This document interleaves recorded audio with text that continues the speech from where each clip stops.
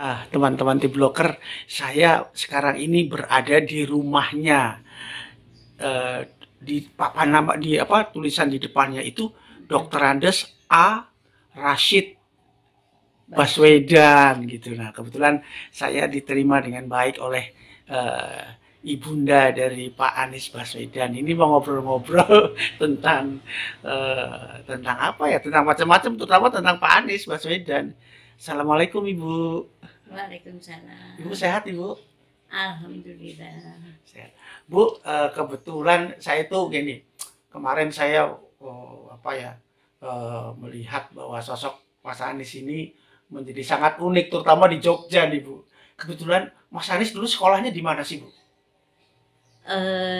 TK-nya itu, nah ini TK-nya itu jadi pertama kali di Taman Yuwono. Oh, Taman Yono. Pertama kali itu di Taman Yuwono itu ada sekolah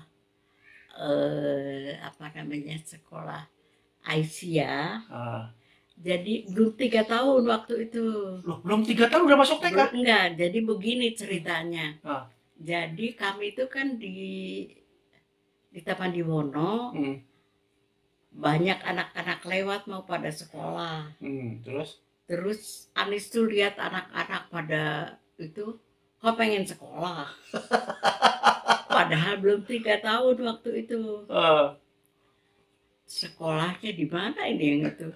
Waktu itu kan belum ada playgroup Iya, ya. belum ada playgroup ya zaman segitu ya. Ya, jadi terus kebetulan ada apa TK TK itu tuh namanya apa, TK Yang di mana? yang binaan Aisyah itu. Oh, PAUD. Bukan Bukan. zaman dulu Aba. TK Aba zaman dulu ya, TK Aba. Bukan TK Aba itu udah yang TK sekarang Aba kan udah besar ya. Itu belum 3 tahun. Belum 3 tahun, tapi wong anaknya kepengen, ya udah, jadi saya konsultasikan ke psikolog. Psikolognya itu namanya Ibu Haditono, Ibu Yayu Rahayu, Profesor Rahayu Haditono. Oh gitu. Ya, ini gimana nih anak saya kok belum 3 tahun pengen sekolah. Iya, terus Bu Yayu itu bilang, ya nggak apa-apa lah, ajak aja main ke sana, katanya, ke sekolah, pengen tahu. Jadi saya antar ke sana pertama-tama. Kalau zaman dulu saya kan ngajar, jadi kan nggak bisa tiap hari ngajar. Jadi kadang-kadang diantar oleh kakeknya Pak Baswedan. Pak Baswedan diantar kakeknya. Iya, oleh kakeknya. Jadi kalau di sana ditunggu, wong takut pulang. Ditunggu sama kakeknya, ikut duduk di bangku kecil. Kakeknya juga ikut duduk Bu? Duduk di situ. Sama Pak gurunya itu malah kikuk lihat Pak Baswedan ikut duduk di situ. Namanya Bu Rom, Bu guru TK-nya itu, tetangga juga dekat di situ. Terus sudah sekolah di situ, terus cuma sebentar lah, berapa bulan. Bu Yayi itu udah bilang, kalau nanti kepengen berhenti, udah jangan dipaksakan sekolah. Jadi cuma berapa bulan di situ, terus nggak sekolah lagi. Terus saya sekolahkan di TK Suhada. Oh, TK Suhada ya. Iya, di TK Suhada. Di TK Suhada. Lalu saya juga kan tiap pagi tukang naik beca. Gitu. Tukang becanya itu kebetulan tetangga. Pak Min namanya. Pak Min itu ngantar Anies naik beca sendiri gitu. Tapi saya itu ya khawatir juga ya naik beca sendiri. Jadi saya ngikuti pakai motor dari belakang. Kenapa Pak Anies ikut naik motor Ibu? Enggak ya? Biar belajar sendiri. Oh, dia belajar sendiri, berani gitu ya? Iya, berani, biar dia itu tidak tergantung gitu pada orang. Jadi dia berangkat sendiri naik beca dan bangga dia itu kan. Bangganya gimana? Semangat gitu? Bangganya itu kan dia bisa naik beca sendiri. Oh gitu ya. Anak kecil apa itu kan dia jadi senang sekali. Lalu ke TK Suhada, sekolah di situ, pas ulang tahun apa juga di situ, di TK Suhada. Mungkin umur 4 tahun barangkali lah. 4 tahun ya? 4 tahun di ulang tahun di situ. Jadi ya masih kecil. Bu gurunya namanya Bu Kom. Kalau tadi Burom, Sekarang ini Bu Bu Kom. Bu Kom itu jadi itu apa nama ikonnya Masjid Suhada. Oh gitu ya. Karena Bu Kom itu ya guru Segala macam gitu. Guru yang apa mumpuni di TK Suhada itu. Terus kebetulan ayahnya itu kan dosen di Fakultas Ekonomi UI. Kantornya itu dekat Masjid Suhada. Dekat Masjid Suhada. Dan hanya jalan sedikit aja. Jadi kadang-kadang kalau pulang terus main di kantornya ayahnya, gitu? Ya. Main di situ kan jadi lihat juga bagaimana barangkali suasana kerja bapaknya, suasana ada tamu apa gitu sering gitu. Terus ya sampai Bu, kalau waktu TK itu Pak Anies kalau pulang cerita apa sama Ibu? Kan biasanya karena kecil pulang ditanyain, "Ngapain nih gitu?" Apa yang sering ceritakan Bu kalian? Ya cerita macam-macam, ada cerita temennya, ada temennya apa gulet atau apa. Berantem gitu. Tapi suka berantem nggak Bu Mas Anies tuh? Pak Anies suka berantem nggak waktu kecil? Waktu SD suka. Oh ya? Saya waktu SD suka itu suka jahil gitu sama teman-temannya. Jahil Bu? Jahil itu apa? Lah jahil. Iya anak-anak gitu ya, iseng gitu ya jahil. Iseng sama teman-temannya, kadang-kadang bajunya itu dimakan gitu.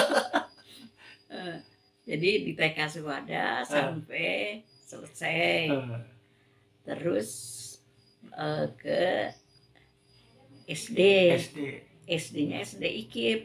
SD IKIP, oh iya. SD IKIP di skip itu. Oh percobaan itu ya, kalau dulu ya namanya SD Lab ya. Iya. Terus ya sudah saya antar ke sana. Saya pikir kan ini baru masuk pertama kali ya nggak bawa apa-apa lah. Dianya tuh mogok. Enggak, itu teman-teman pada bawa tas, saya kok nggak bawa tas. Jadi terus saya aduh gimana ini berita pagi-pagi begini toko kan masih belum buka. Jadi maksud tuh kok dianya ngerengek gitu pengen apa bawa tas gitu ya. Iya. Akhirnya saya belikan di sini di Jalan Kaliuran tuh kan ada toko air mansur. Oh ya zaman itu. Iya zaman itu toko air mansur. Ya udah tas seadanya saja. Jadi tas seadanya terus asal bawa dong dia juga udah bangga gitu. Ya sekolah terus itu.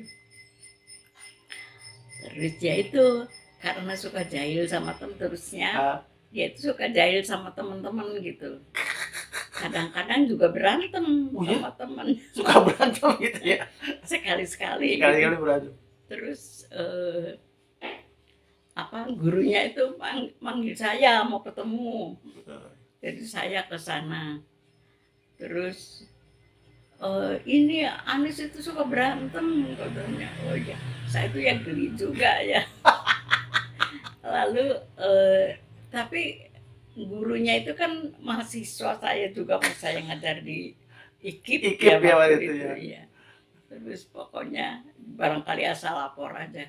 Saya itu Bu katanya bilang sama Anies, nanti kalau suka berantem saya sekolahkan sekolah tinju katanya.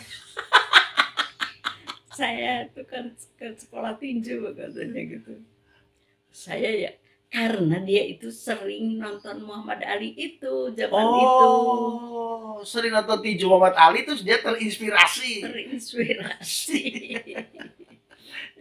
Terus ya itu, tapi ya alhamdulillah waktu itu ya sekolah lancar apa enggak. Bersemangat ya Bu sekolahnya Mas Andi? Semangat, semangat betul ya. Nilai-nilainya bagus gitu ya Bu?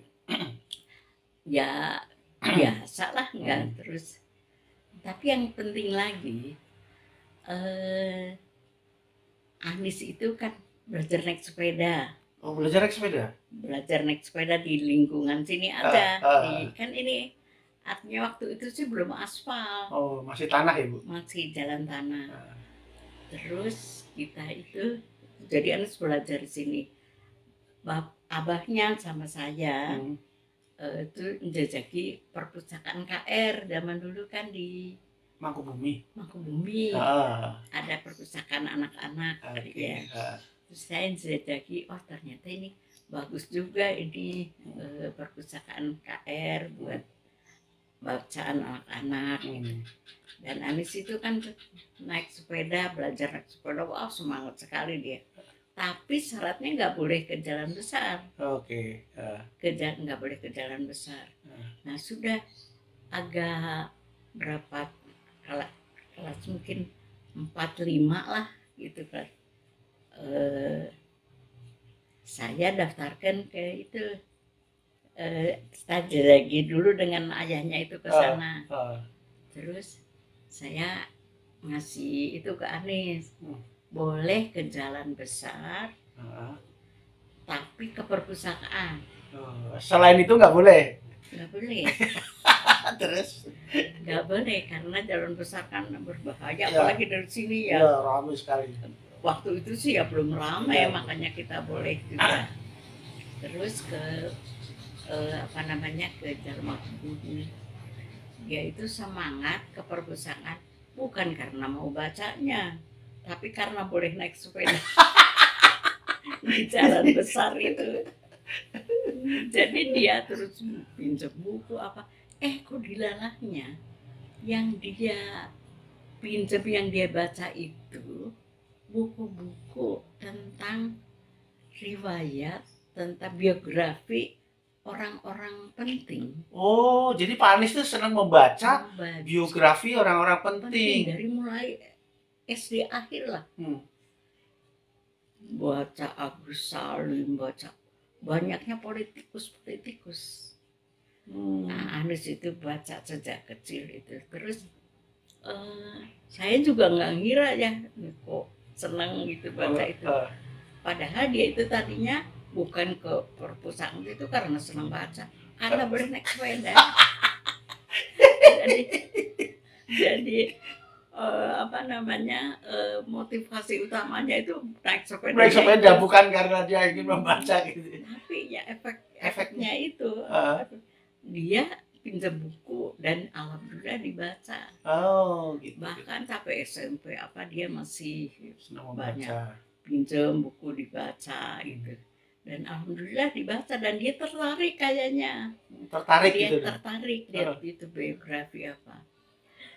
Dan salah satu yang saya itu menyenangkan saya juga gitu, dia itu pinjam bukunya itu, pinjam buku De Bono waktu itu. De Bono? De Bono namanya, itu tentang cara berpikir. Berpikir literal. Itu barangkali sudah SMP. Karena Ibu kan dosen ya Bu, jadi bisa tahu ya gitu kira-kira gitu model bukunya. Iya. Pinjam buku De Bono, aduh saya itu ya senang juga. Ini kan bagus buat nyalatih berpikirnya gitu. Ini jadi sejak kecil itu dia sudah karena itu hobi membaca jadinya. Gitu. Banyak membaca, iya. Selain itu ke masyarakatan juga dia itu ya senang itu bergaul dengan teman-temannya di sini ya teman-teman kampung di sini dia. Teman-teman kampung di sini dia berteman dan dilalahnya. Jadi dia itu bisa di kelompok, dia yang jadi ketuanya gitu ya. Iya. Jadi seperti dia tuh inisiatifnya tuh banyak gitu. Ide-idenya tuh misalnya mau bikin sekolah bulu tangkis, pakai pelang itu di depan situ tuh, bikin pelang. Sekolah kelabang, kelompok anak berkembang. Itu kan sepertinya keren sekali, Iya, tapi ya zaman saya biarkan aja lah gitu. Terus jadi dan itu kan masih SD, mungkin Anis ya, iya. atau mungkin SMP awal-awal lah. Yang lebih tua juga Malah ikut. dan Anis yang ketuanya tetap. Jadi apa namanya, memang dari kecil itu dia itu senang gitu. Jadi leader ya sudah aja Senang apa bergaul dan senang apa ada ide-ide apa gitu. Dan senang olahraga, sepak bola, terus ya itu bulu tangkis apa itu. Yang lucu lagi itu sepak bola. Terus kalau sepak bola itu di lapangan UGM. Oh iya, lapangan UGM. Iya, lapangan UGM. Terus di sana lalu gitu minta sepatu bola katanya. Kalau sepatu bola itu kan ada paku-pakunya. Pakunya yang di bawah itu, ya. Iya. Saya itu ya khawatir. Nanti kalau pakai sepatu bola ada paku-pakunya, kalau nginjek kaki orang bagaimana gitu ya, Mas. Jadi diam-diam saya pesan aja di situ. Pak, kebetulan yang punya masjid itu pengurus masjid. Dia itu bikin sepatu juga. Oh gitu. Bagus sepatunya tuh, sepatu kulit gitu. Udah nih beli di situ aja, pesan Pak Nakman itu, Pak Nakman Zaini namanya. Terus pesen. Terus saya pesan ke Pak Nakman Zaininya itu, bawahnya jangan dikasih paku, kata saya, biar takut nginjek itu. Dan wah bagus sekali padahal. Oh itu bikinannya itu kuat kokoh gitu. Kalau nendang bola bisa jauh apa gitu. Tapi ya itu kalau dia lagi lari sepak bola kan bawahnya licin. Ini juga jatuh. Serong jatuh. Terus protes gak itu? Protes gak? Pak Anies protes gak? Iya. Ini saya jatuh di pulang. Protes karena kan nggak harusnya iya. Kan pakai paku memang untuk nahan ya. Nahan ini enggak, yaitu sampai ya akhirnya sudah agak besar ya beli sepatu yang biasa, tapi ya itu ada cerita bikin sepatu itu ya. Iya. Ibu ada satu momen di mana Ibu yang sangat tidak terlupakan dari Pak Anies itu, Bu. Pada mungkin waktu SD, SMP atau waktu ini apa, Bu? Yang membuat Ibu nih, aduh, apa gitu yang membuat sehingga Ibu mungkin khawatir atau mungkin senang atau apa, Bu? Waktu apa itu? Banyak juga ya. Oh gitu ya. Jadi semuanya memang dinamikanya luar biasa gitu. Dia itu enggak cengeng. Oh enggak cengeng? Lagi kecil itu. Oh. Enggak cengeng, bukan anak yang sedikit-sedikit nangis apa tuh enggak. Bukan anak manja, Bu? Enggak juga. Oh, mandiri ya gitu ya. Mandiri gitu dia itu. Ya waktu itu diajak ke Kuningan, ke tempat saya. Iya. Di Kuningan itu ayah saya itu kan punya itu suka pabrik tenun gitu ya. Kalau bikinin sarung disetrika sarungnya itu. Ada tukangnya gitu yang nyetrika. Rupanya dia main-main deket itu setrikaan itu. Ininya tuh itu melepuh.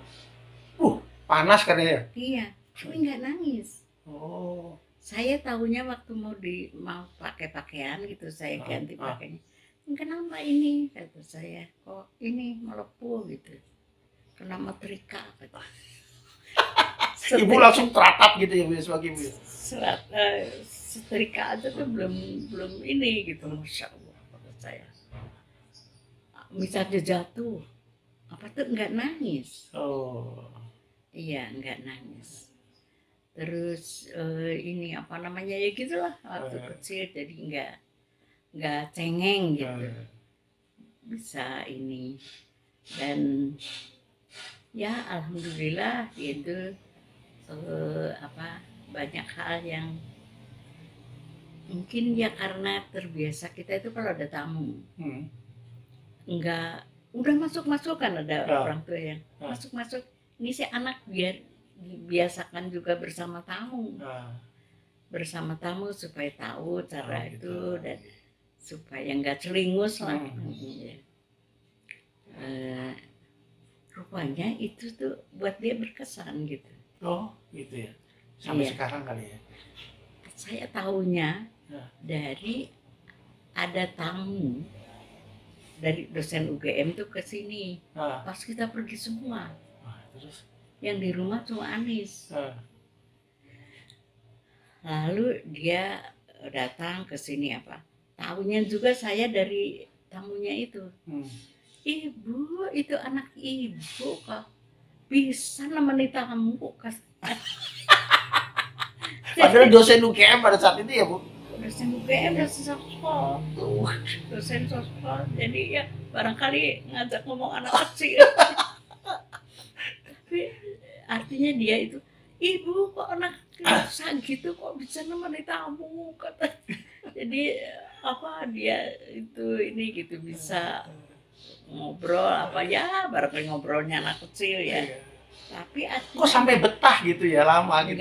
Enggak lama mungkin, tapi kan artinya bisa duduk ngadepi orang anak-anak kan biasanya terus lari. Ini saya bersyukur juga tuh, alhamdulillah berarti nggak celingus lah gitu ya. Ya. Dan inisiatifnya tuh banyak gitu. Satu ketika itu dia tuh pamit mau berlayar di Selokan Mataram. Berlayar di Selokan Mataram? Iya. Pakai gedebong pisang. Dirangkai beberapa orang.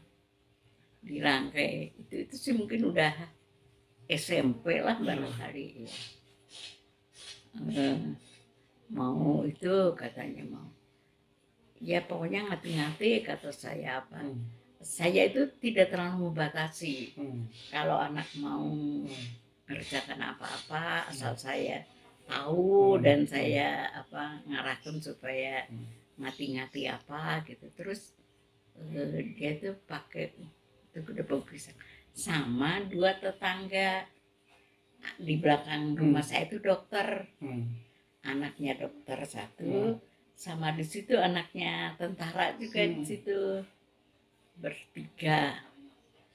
Terus sampai sore itu nggak pulang-pulang. Waduh, saya udah khawatir. Terus saya tanya ke dokter itu, gimana itu Mas siapa lupa itu katanya itu. Udah pulang belum? Belum, katanya nggak tahu. Dia tuh nggak tahu kemana katanya gitu. Terus saya tanya ke yang satu juga, iya nggak tahu, pokoknya pergi dari pagi sampai saya bersyukurnya itu kalau Anis tuh pamit gitu. Oh gitu, jadi tahu mau kemana gitu ya? Tahu mau kemana, iya. Terus kita itu Bapak kebetulan juga ada tamu ikut nelusuri ini Selokan Mataram. Selokan Mataram kan ceritanya katanya. Karena gedebong pisang kan dia pada berdiri gitu. Kan ada jembatan itu. Lewat jembatan. Jadi pas mau lewat jembatan tidur katanya gitu. Kadang-kadang ada ular. Ada ular gitu terus. Itu sampai maghrib. Mereka itu gak pada mikir nanti pulangnya bagaimana. Padahal arahnya kan ke sana terus gitu. Iya. Baliknya gitu. Sampai udah sore. Ketemu di Prambanan. Itu ikuti jalur air. Jalurnya itu. Dia baru mikir, zaman dulu kan belum banyak kendaraan. Iya. Waduh, ini gimana? Udah karena kita nyari nelusuri ya alhamdulillah ketemu. Tapi saya itu bersyukurnya itu dia itu pamit. Jadi kita kan tahu arah mencarinya kemana gitu. Dan dia juga barangkali niatnya sih nggak sampai itu, tapi karena ya nggak banyak perhitungan, nggak mikir pulangnya bagaimana gitu. menarik Ibu. Ibu ngapain makan apa Bunda? Eh, makanan kalau pagi ya gudeg. Udah senang gudeg ya? Wah, senangnya luar biasa. Oh. Sampai sekarang kalau ke sini ya gudeg. Terbawa dari kecil itu gudeg. Dan sampai sekarang itu senangnya itu gudeg basah tuh. Oh, gudeg basah ya. Yang di situ di pojokan rumah situ, di pojokan jalanan masuk ke sini tuh ada. Jadi tiap ke sini itu ya belinya gudeg gitu. Karena dari kecil itu memang seneng gudeg. Jadi kalau sarapan apa gudeg. Kalau makan siang itu ya senangnya itu lodeh, sayur lodeh sama bistik. Oh, bistik. Bistik Jawa ya? Iya. Itu masak kecap lah Oh gitu. gitu, daging masak kecap gitu ya? Ya, masak kecap sama lodeh. Jadi kesenangannya itu dari kecil itu. Kalau makan siang itu. Sampai ketika dia udah jadi gubernur, kan sakit dia itu, kena COVID. Oh, waktu itu COVID ya? Iya, kena COVID. Dia itu kan nggak enak makan barangkali itu. Dia ingat makanan zaman kecil dulu barangkali. Minta tolong dibikinkan bistik sama lodeh tapi bikinan mama. Jadi saya karena nggak suka makan, kalau COVID itu kan nggak suka makan, gitu. Nggak enak semua kan. Jadi dia mungkin nostalgia ingat zaman kecil, jadi kesenangannya itu ya itu bistik sama lodeh gitu kalau makan siang. Kalau pagi itu gudeg, kalau di sana kan gudeg rada susah gitu, yang sesuai selera gitu ya. Oke, ya terima kasih Bunda.